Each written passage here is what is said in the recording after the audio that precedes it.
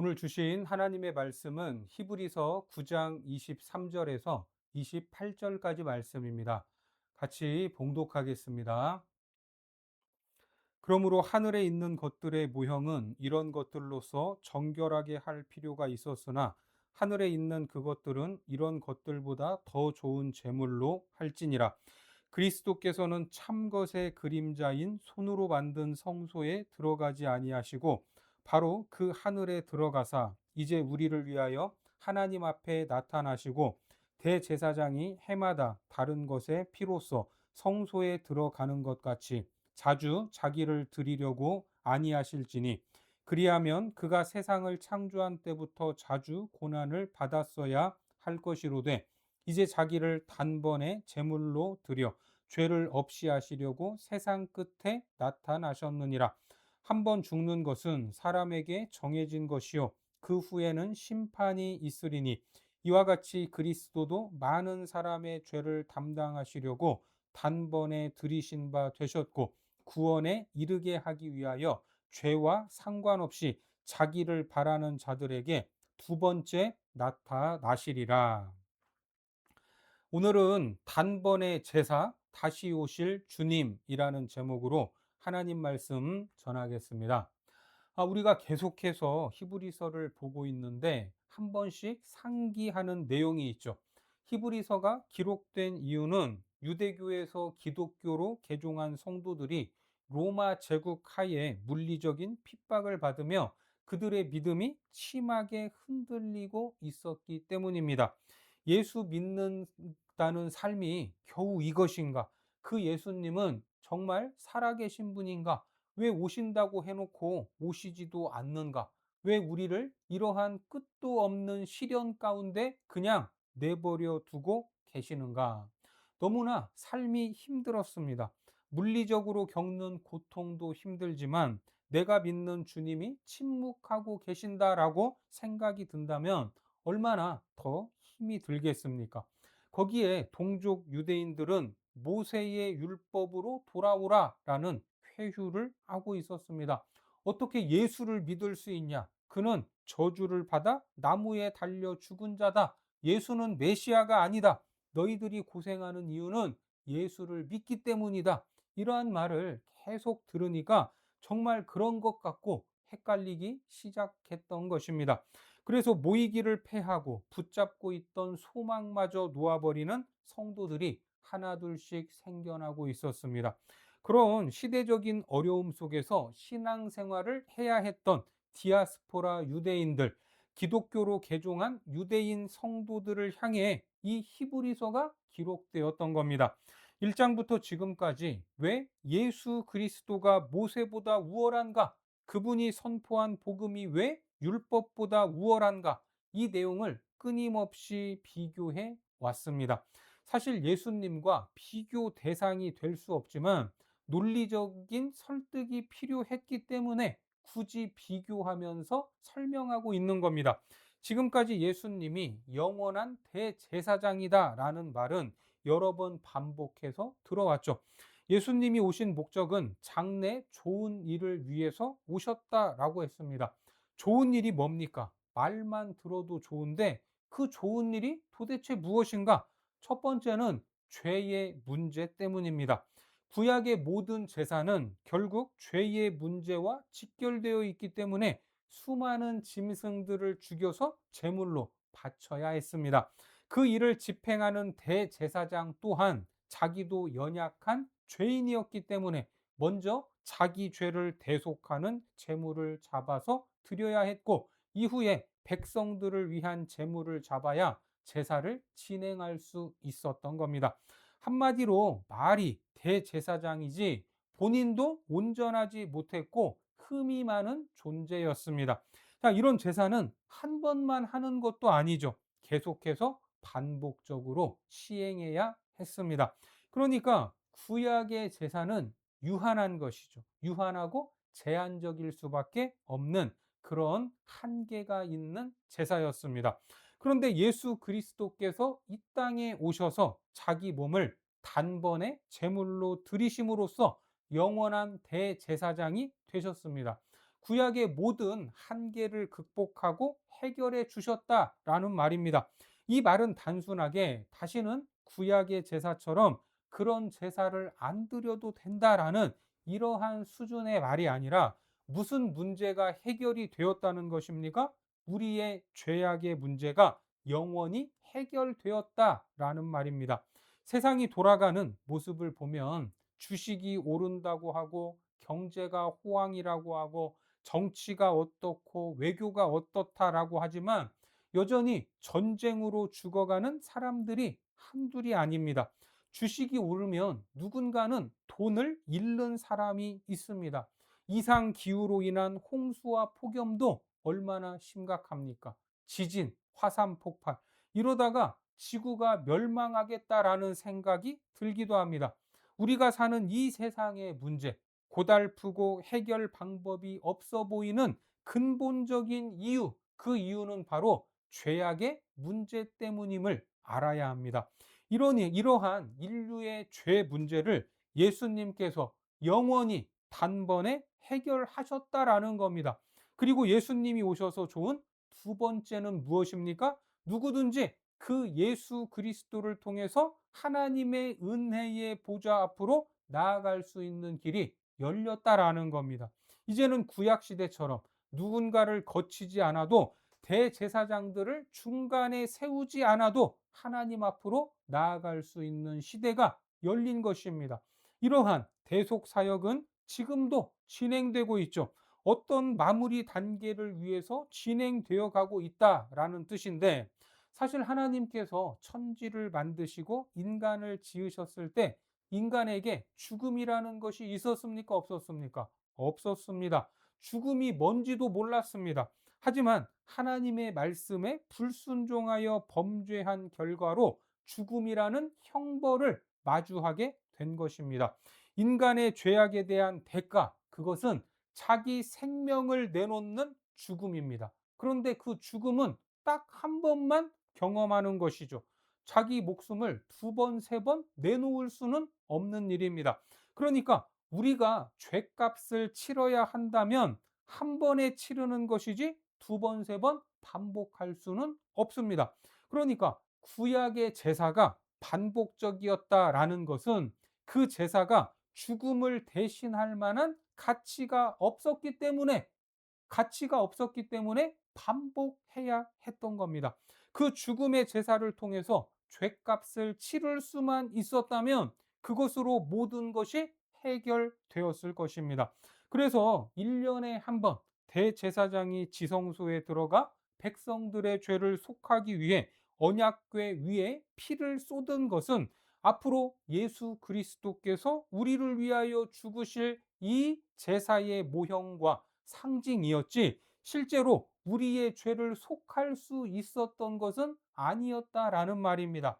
이해가 되시죠? 그런데 예수 그리스도가 구약에서 드리던 제사의 실체라고 하면서 구약의 제사는 모형이었고 상징이었다라고 말합니다. 자, 본문 23절입니다. 그러므로 하늘에 있는 것들의 모형은 이런 것들로서 정결하게 할 필요가 있었으나 하늘에 있는 그것들은 이런 것들보다 더 좋은 제물로 할지니라. 그리고 예수님께서 더 좋은 제물로 드려지면서 단번에 모든 것을 이루셨다. 우리는 예수님을 통해 거듭난 자들입니다. 이처럼 죄와 사망으로부터 우리를 건져내셔서 영원한 나라의 백성이 되게 하시고 하나님을 아버지라 부르는 그 자녀로서의 인생이 시작된 것입니다. 자, 계속해서 28절 말씀에 이와 같이 그리스도도 많은 사람의 죄를 담당하시려고 단번에 들이신 바 되셨고 구원에 이르게 하기 위하여 죄와 상관없이 자기를 바라는 자들에게 두 번째 나타나시리라. 예수님이 우리의 구원을 위해서 단번에 들여지셨고 이제는 자기를 바라는 자들에게 두 번째 나타나신다고 합니다. 그러니까 십자가는 예수 그리스도의 재림을 기다리는 시작점입니다. 우리 역시 예수 그리스도를 통해 죄와 사망의 자리에서 구원받아 하나님의 자녀로 부름을 받았습니다. 십자가를 통해 하나님의 자녀로 거듭나게 되었는데 장차 예수님이 다시 오셔서 우리를 만나실 때 그때 무엇을 보시는가? 내가 새로 태어나고 새롭게 허락된 인생대로 잘 살았느냐? 그것을 묻겠다라는 말입니다. 죄에 대한 책임을 추궁하는 것이 아니라 이제는 하나님의 자녀로 사는 성도로서 얼마나 성장했는가를 보신다라는 말입니다. 우리는 하나님을 아버지라고 부르는 그분의 자녀입니다. 하늘의 백성이죠. 성령이 우리 안에 거하고 있고 어둠 속에서 빛을 밝히는 존재로 이 땅을 살아가고 있습니다.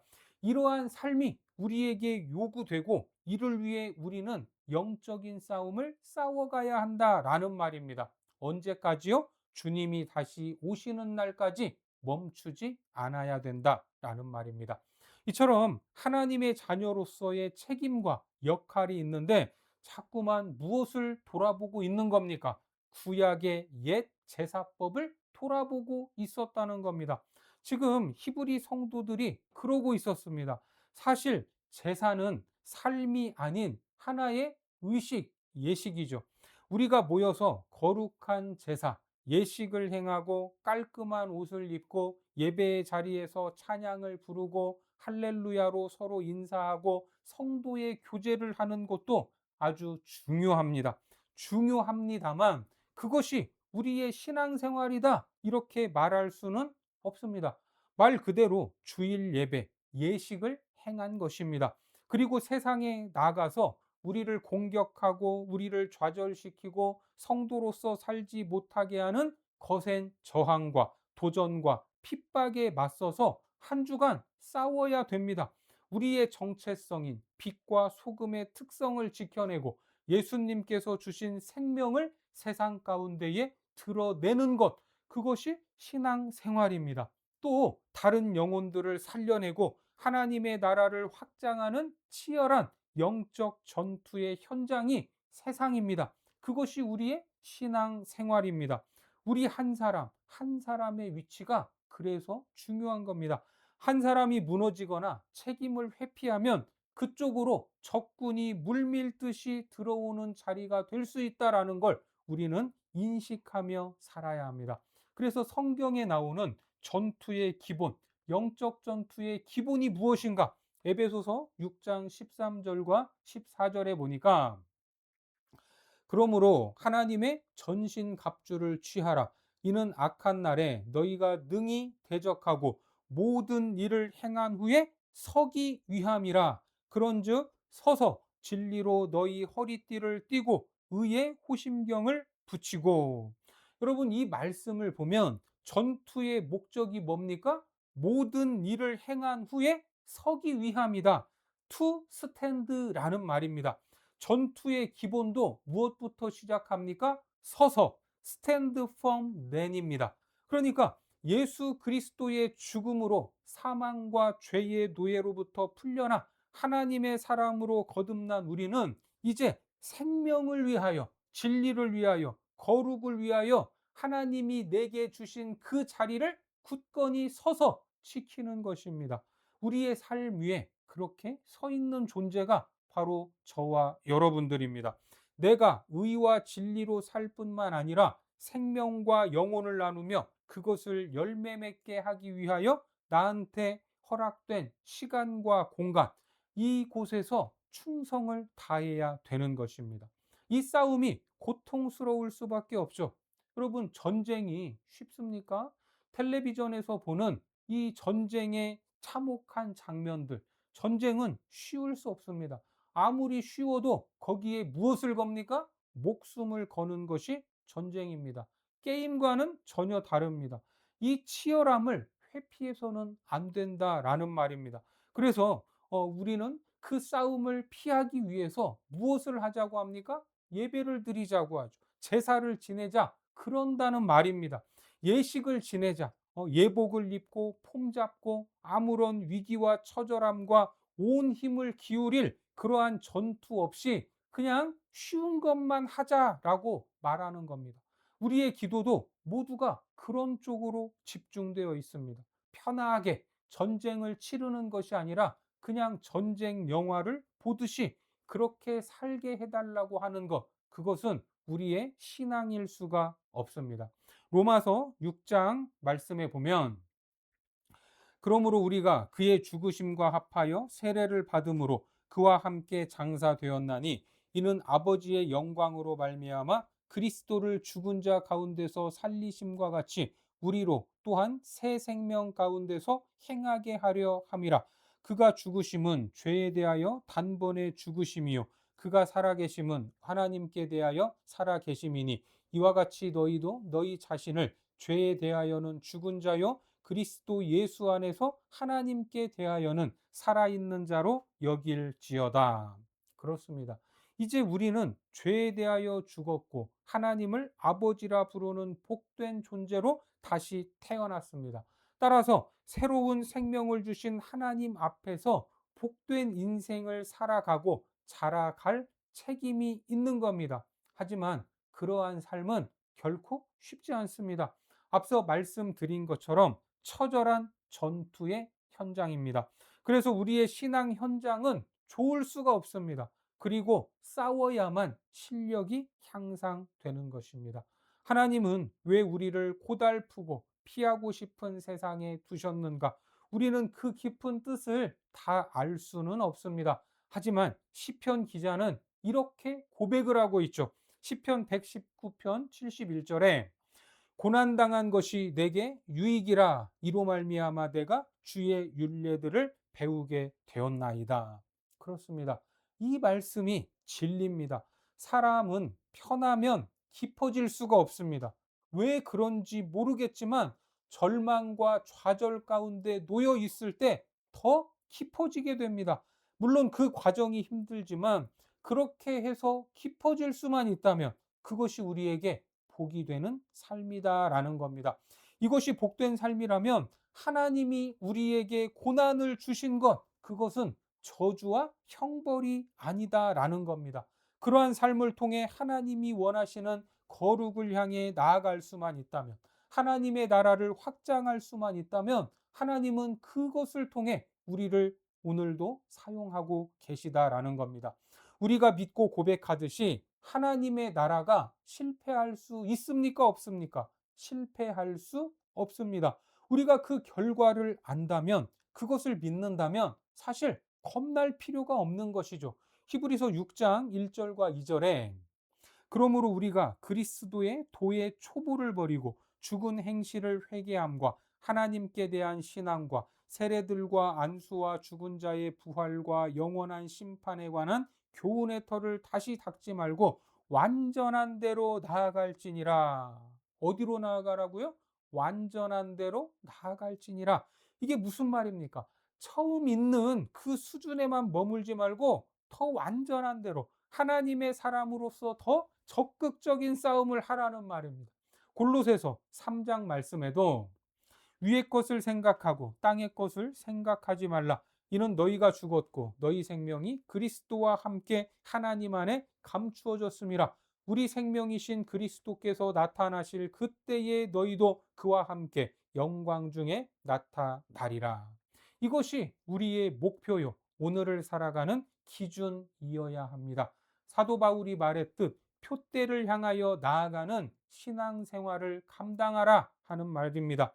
예배와 예식, 이 제사, 이것은 분명히 우리 신앙의 중심입니다. 그러나 예배가 삶으로 이어지지 않는다면 우리는 히브리서가 경계하는 자리, 곧 다시 옛 형식에 머무는 자리로 돌아가고 있는지도 모릅니다. 주일 예배만 드리고 나면 내가 해야 할 의무는 다 했다라고 여기는 마음이 바로 히브리서 성도들의 마음인 것입니다. 하지만 우리가 해야 할 것은 오늘이라는 현실을 살아내야 하는 겁니다. 앞으로 나아가는 싸움입니다. 본문 28절에 이와 같이 그리스도도 많은 사람의 죄를 담당하시려고 단번에 들이신 바 되셨고 구원에 이르게 하기 위하여 죄와 상관없이 자기를 바라는 자들에게 두 번째 나타나시리라.